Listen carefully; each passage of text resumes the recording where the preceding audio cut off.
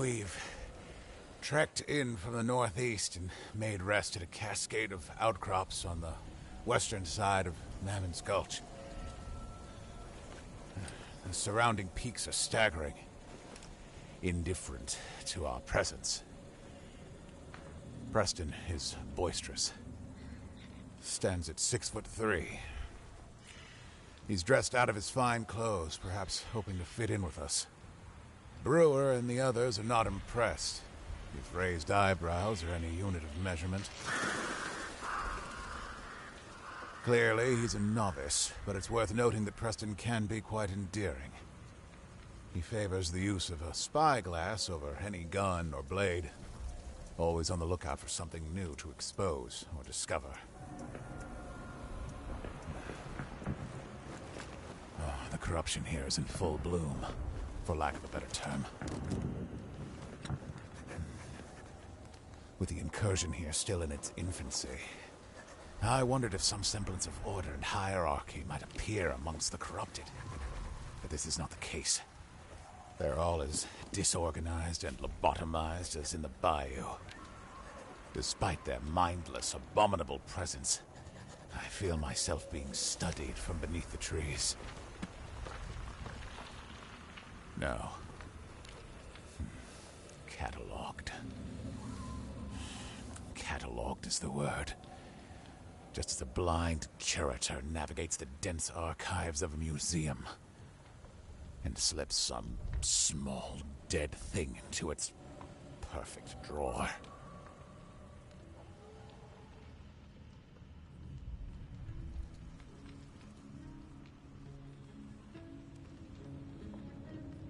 Colorado Investigation Log.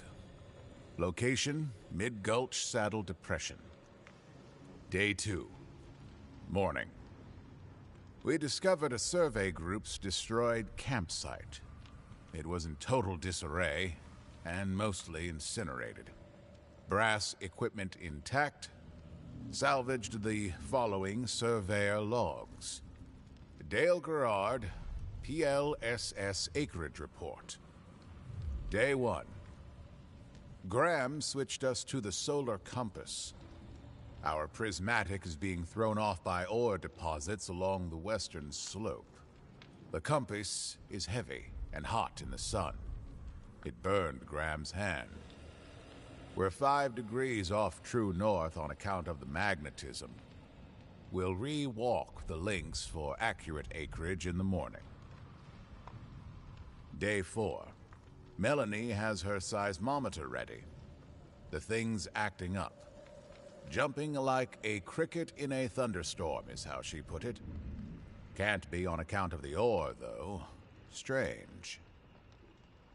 Day 5. Graham's dead. He measured out the acre with 255 chain links, then vanished in a sudden flash of heat that seemed to come out of nowhere. The leftover links he'd been carrying somehow heaped and fused to his skull. We buried him. It was the only thing we could think to do. What could have done that to Graham? Poor Melanie. Just last night when we were laughing and drinking around the campfire, she said she'd never get married, especially to Graham. So why is she sleeping all alone on that patch of scorched earth where we found his body? Melanie L.R. seismographic readings. Reading 1 through 4, crisscross scrambles. Recalibrated, reading 4 through 9, looping circles. Recalibrated reading 10. The needle has written in cursive. Too late now. Too late now. Too late.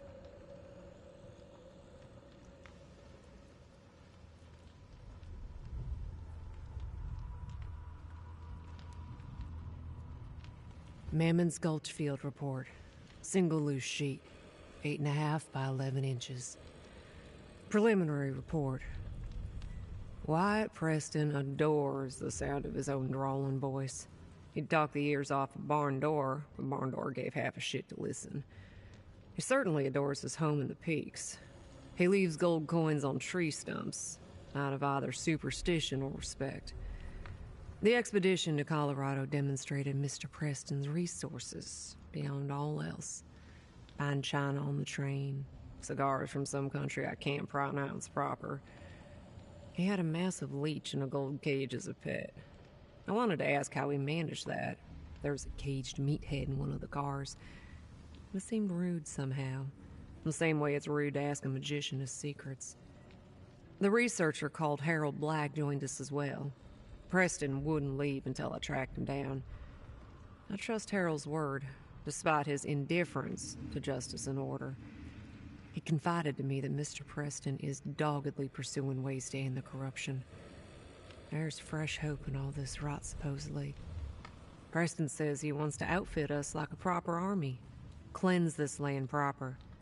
He says that when the threat passes, he'll show us the oil fields he's so proud of.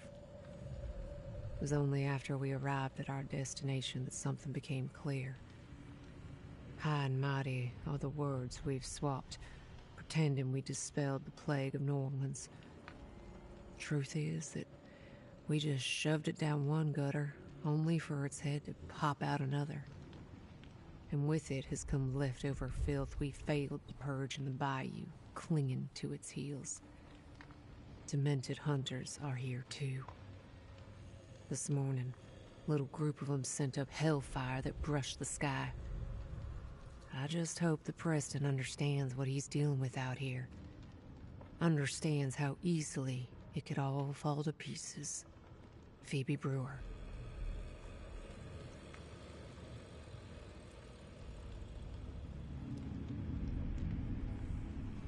Journey to My Descendants. Author, Snare. Handwritten journal 8 by 8 inches. Preston has brought law dogs with him.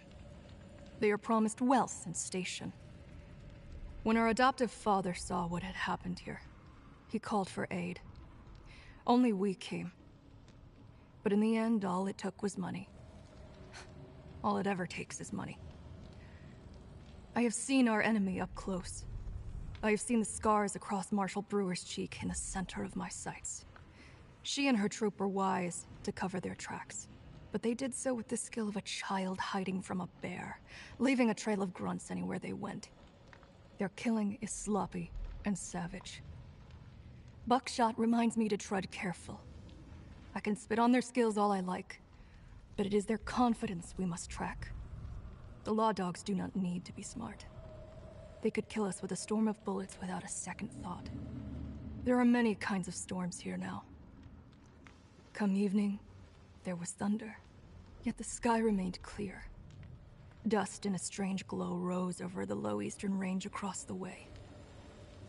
Hell came upon us in an instant, when the source of the ruckus finally came into view. A herd of horses galloping, on fire. Flames flickered from their sunset hides, licked their heels. Their manes sparked in a way only death could see as pretty. We cannot outrun this nightmarish corruption, or the things it brings with it, along with the presence of the law dogs. What option does that leave us?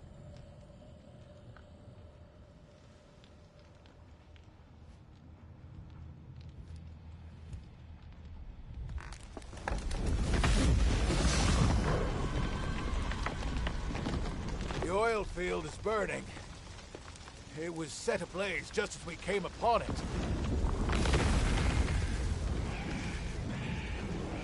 Preston has sent off Brewer to the north. He thinks this could be the work of bandits, or other such greedy, bitter minds.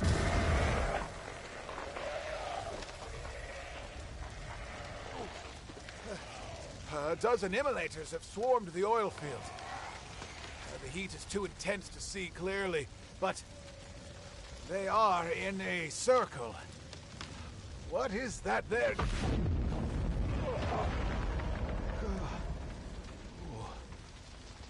Preston's oil burns differently. It seethes with the rage of things hidden in the earth, brought to light.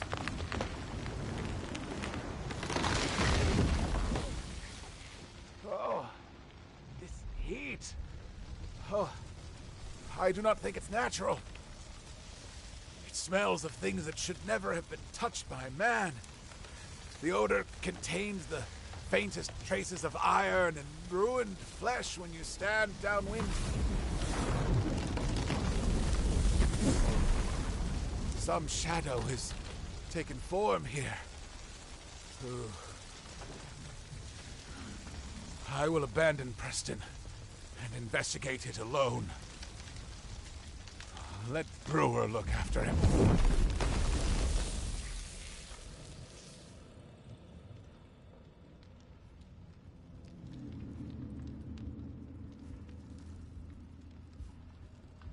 Puppet Theater Script, Act 1.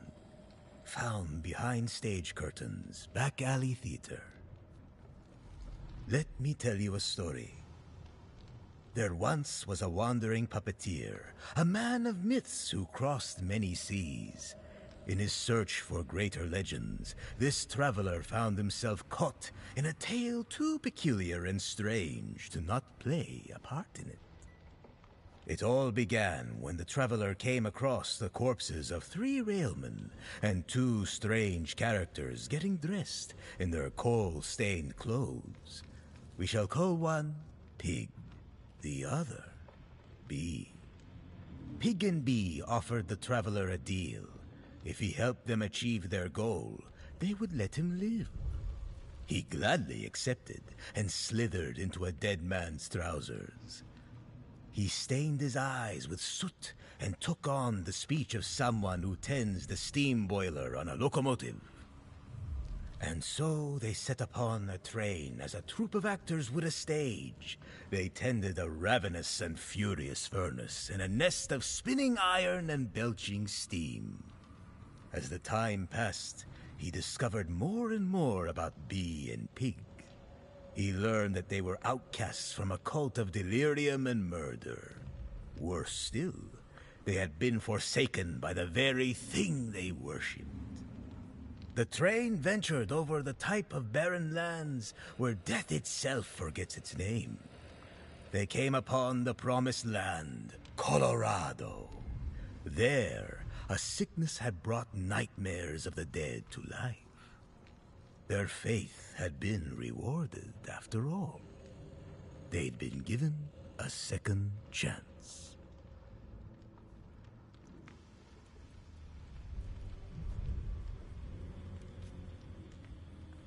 Mammon's Gulch field report. Single loose sheet, 8.5 by 11 inches.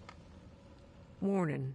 These local trappers know how to spring sharp iron around your waist. They know these slopes like we know a swamp.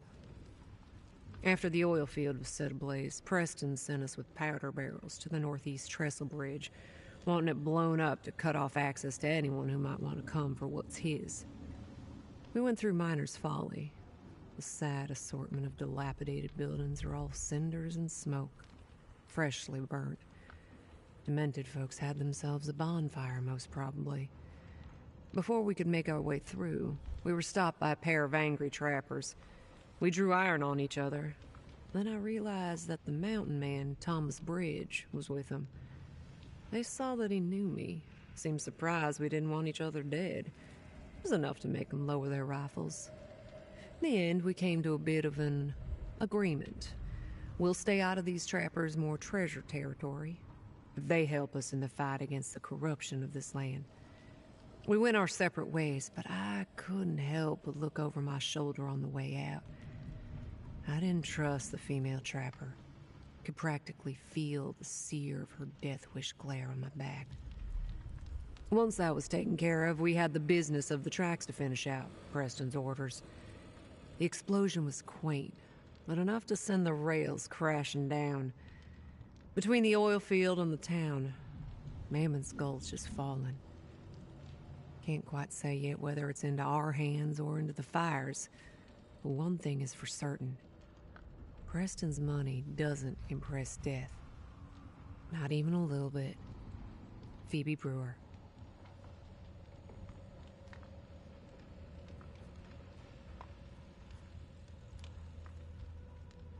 Bait locations and conservation.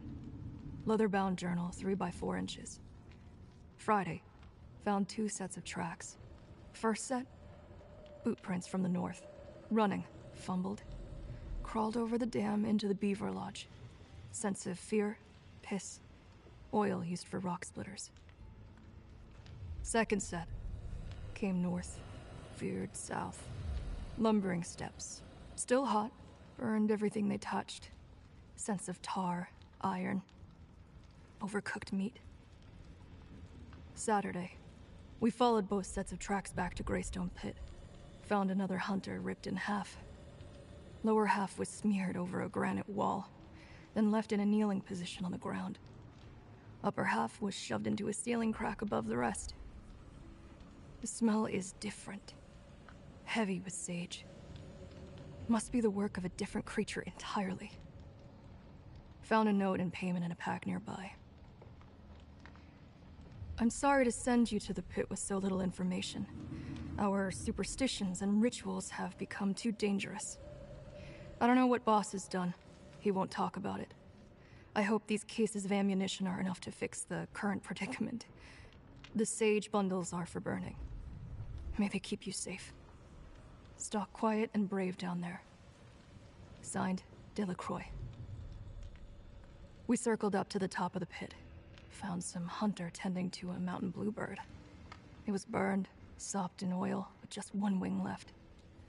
He sketched it, then crushed its skull clean. We approached him, offered the note. Delacroix is a Foundry man. He seemed half honorable, at least. We told this hunter, Harold, that we've heard screams coming from Kingfisher Foundry for ages. It's haunted. Cursed.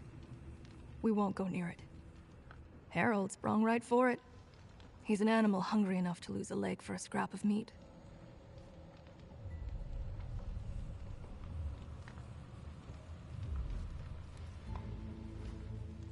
Kingfisher Foundry log. Mammon's Gulch. Comments, Harold Black. Original author, Delacroix. Oil reinvigoration, ritual number 14. Observer, Delacroix. Changelog. Iron plug casings have been strengthened to better bear the forces. Subjects are compressed and forged from the neck down, and only after being fed tokens. Convince the boss this was more humane. Ingesting the bounties puts them into a trance. Bore depth 700 feet, 3 tokens. Elwraith right 9. Bandit 1 ignited.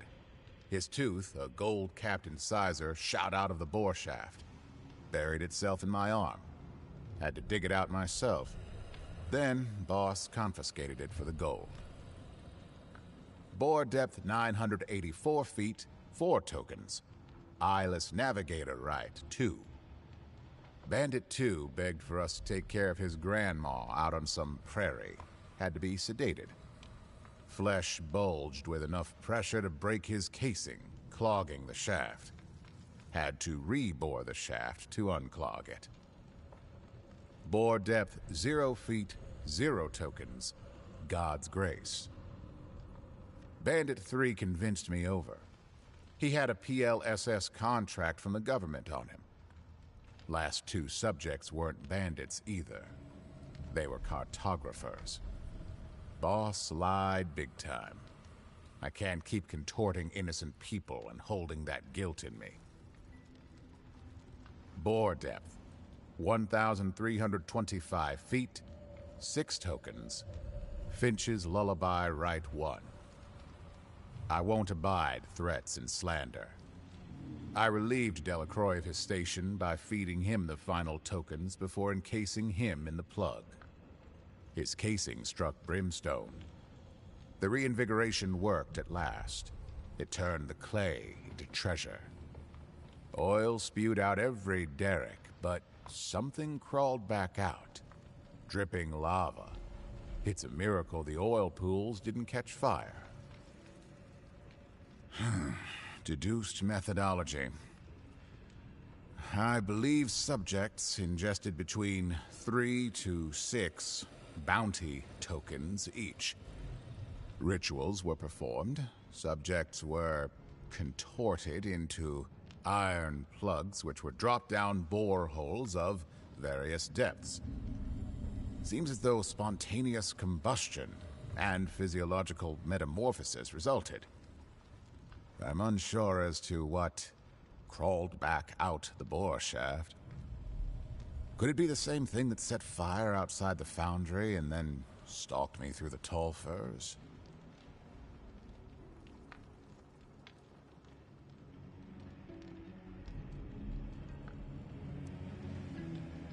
Puppet Theater Script, Act 2, found behind stage curtains, back alley theater. Bee and Pig reveled in this devastated land. Cold machines ripped precious ores from the soil. Pipes sprayed black earth into the air. The mountains watched over the trenches and scars of the great Gulch, with no interest in those who suffered within it. The pair were well versed in executing monsters. Their carnage was strange, for they worshipped the master of these many diseased puppets. Pigs squealed in the oil fires. Bee prayed to hives. With their senses sharp, they traced the hand of their puppet master to Grisly Lodge. Sickness and evil gusted from its chimney like it was an ancient wound, a place of miraculous birth. Inside were the lower halves of men kneeling in a circle, killed by some unknown monstrosity. Bundles of sage at their waists, and Bee and Pig burned them to cleanse the air. In the cellar was a pit dressed for rituals. Barrels had been hoarded, mounded, and blessed. There was a stench of tokens. Bee and Pig fell to their knees, and the traveler traced every symbol of salvation he knew.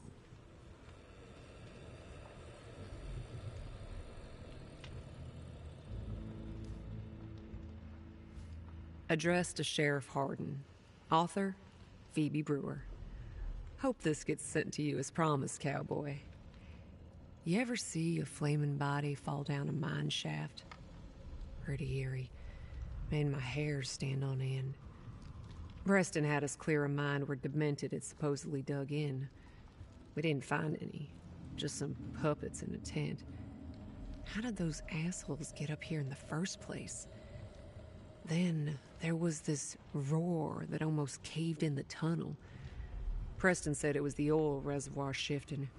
He used fancy rockhound terms for roar. That didn't explain the flaming body that suddenly fell from the pit entrance above us. Preston said that kind of thing happens all the time.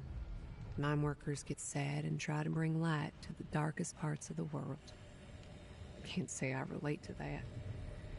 We spent the night down there, and I took it as another opportunity to case Wyatt Preston up, down, and sideways. Preston isn't through and through evil, from what I've seen so far. He's the kind of boy who stole his daddy's gun to shoot anthills. Trick with him is, you let him talk on long enough, he starts to let stuff slip. Preston has friends with even more gold in their pockets, turns out. He said they're into occult stuff, chanting in masks and swallowing goat eyes and whatever else it takes for them to gain more.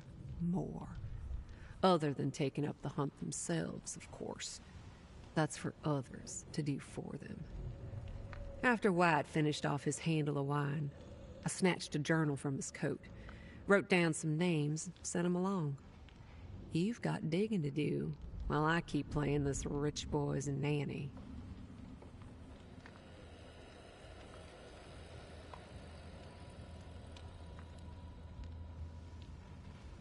Puppet Theater Script, Act 3, found behind stage curtains, back alley theater. The Oddsome Trio tracked whatever was birthed from that haunted fireplace. Pig crawled on all fours, sniffing footprints and blood. Bee held Amber to the moonlight and traced the paths it revealed. In the thick of night, they found not a creature in the woods, but rather a man of words and sketches. A researcher. Pig held a blade to the man's throat, but the traveler was intrigued by the dear word worm. An idea was born. Something unexpected but exhilarating. With quick deception and wit, the traveler bound the man as he would a most precious puppet. If his idea were to come to fruition, he'd need to lie, and lie well. So he told Bee and Pig that far away, a wandering spectacle of death and whimsy was approaching. The traveler had been a member of this wandering spectacle long ago, he fibbed to his companions of the road. His voice rising, he continued to conjure fabulous deceits. This wardworm had seen the show and mocked the poor traveler's every performance, had jeered, booed, thrown bricks and cats at him. He even tore down his stages and spat upon his art.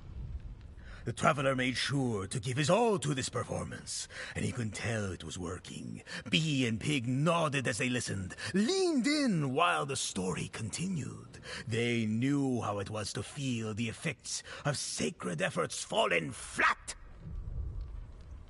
Now, the traveler said, his performance coming to a close, he would take a long-earned revenge on the wordworm. He would punish the man privately until dawn, as Bee and Pig continued their hunt. It was a personal matter. Surely they could understand. And so the traveler found his exit. Bee and Pig applauded his demented hunger before setting off to hunt more lies and legends and things that should not have been born. With a pain in his heart, the traveler whispered goodbye after them. Then he untied the woodworm and began to spin new tales to tell.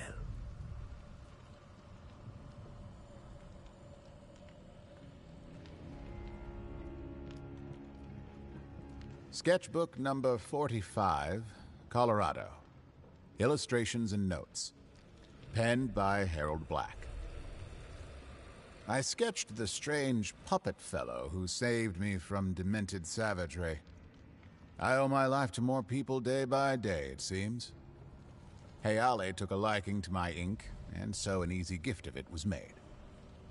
As he recounted his tale, I divined the hunting lodge as the source of this incursion. The lodge's chimney is covered in hardened pustules and forms a birth canal, for lack of better terminology.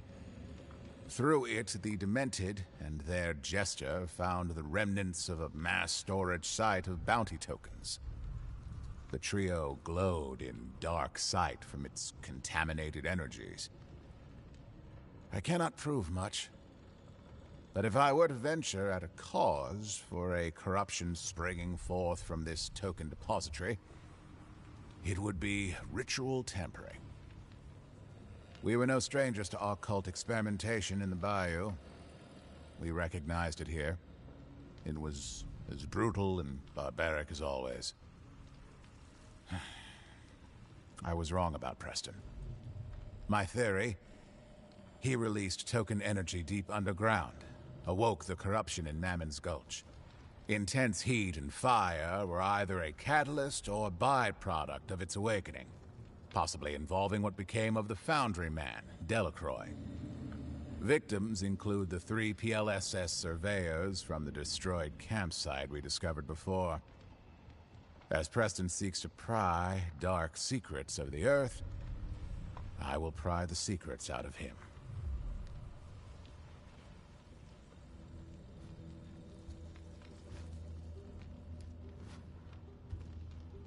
Journey to My Descendants. Author, Snare. Handwritten journal, 8 by 8 inches. We watched from afar as Harold laid a single bear trap in front of a finely carved chair. It was not hidden well, but the animal it would catch was not crafty enough to notice. Tea boiled over the fire, and he shot a flare into the dark. Preston came up the slope and took the nicest seat for himself. Iron snapped to his leg. His screams called Brewer over right away. I clung close to the shadows with buckshot as we listened. Harold wove together a tale of people stuffed with bounties and dropped into oil. He gave locations of demented rituals and summoning sites. While he was speaking, I watched Preston. He had the look of a lapdog who had wandered off into the woods. We stepped up to the campfire and sidled up to Harold. The scars in Brewer's face met the scars in mine. She would stay calm in our territory, according to our agreement. Buckshot told them that some tracks we found were filled with fire. Others led to severed bodies and witchcraft madness. Terror not seen in Louisiana was here, and it grew from Preston's properties. Brewer did not pause long. She took her gun off Harold and set it to Preston. The man did not beg for his life. That is the confidence money gives you. Preston threatened to end the bounty system. Hunters follow gold above all else, he said. Corruption could spark again in the bayou, spread from Colorado, and we would fail. He proposed a trade. Information for his life. Locations of more bounty token graveyards.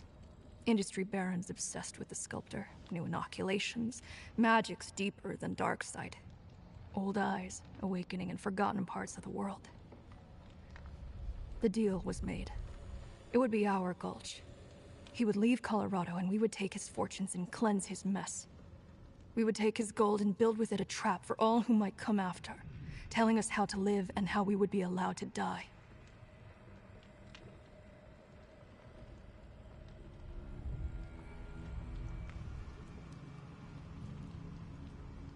Tortured Peaks, excerpt. Rejected Dime novel, July 1897.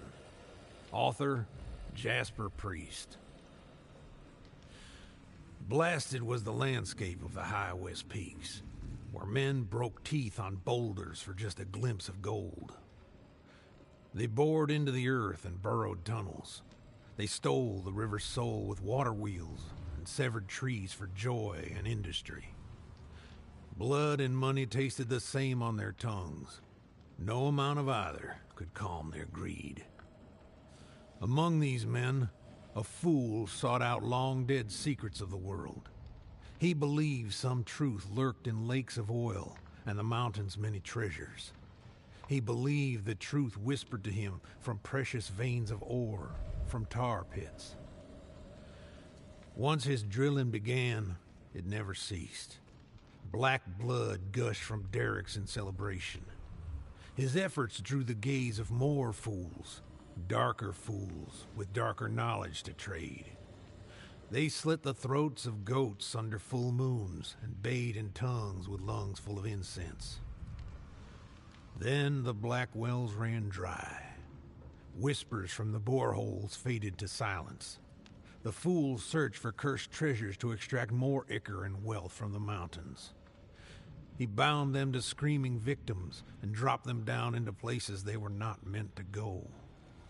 Each life fell upon a long, sleeping evil beneath those far rocky ranges. That evil awakened. The dreams within it rose and found new bodies to live inside. Rib cages were split open, and skin rotted to the ground. Devils took to the river as fire learned it could spread from the hearts of men. Corruption granted the fool's wish and overtook all he owned.